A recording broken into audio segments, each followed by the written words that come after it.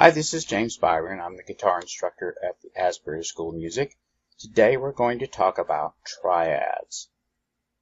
Okay, so if you haven't watched the video on intervals, you need to go back and do that because this builds on that.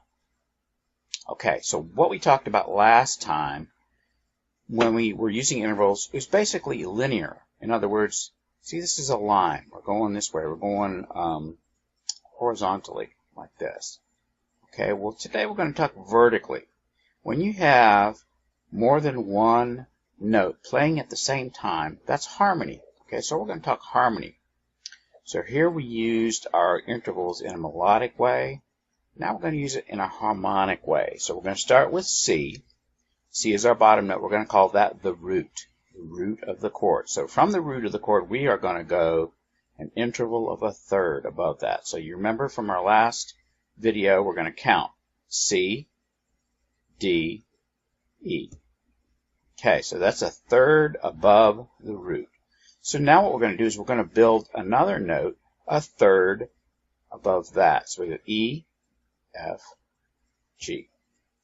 So you can see that our harmony is built on stacked thirds, a third above the root and then a third above that. So that what that results with for us is root, third, and a fifth above the root, right? C, D, E, F, G. 1, 2, 3, 4, 5. So a triad is a chord made up of the root, the third, and the fifth. Okay? I know this sounds kind of dry, but it's important. Okay, so, and we will definitely use this. So now, if I just did that with all the other notes of a C scale, here's what I would wind up with.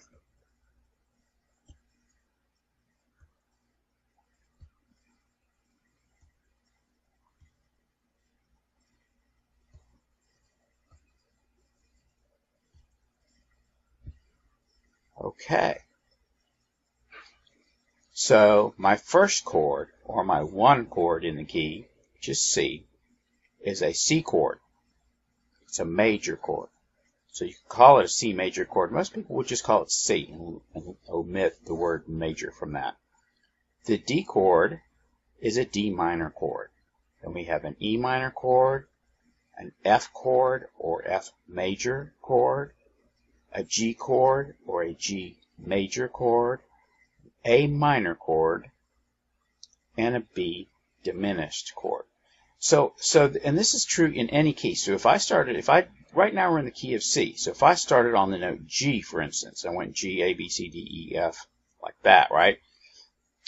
The one chord would be major, two chord would be minor, the three chord would be minor, the four chord would be major, the five chord would be major, the six chord would be minor, and the seven chord would be diminished.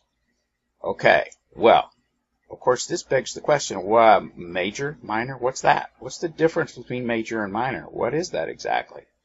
Or diminished, for that matter, what is that? That's going to be covered in our next lesson.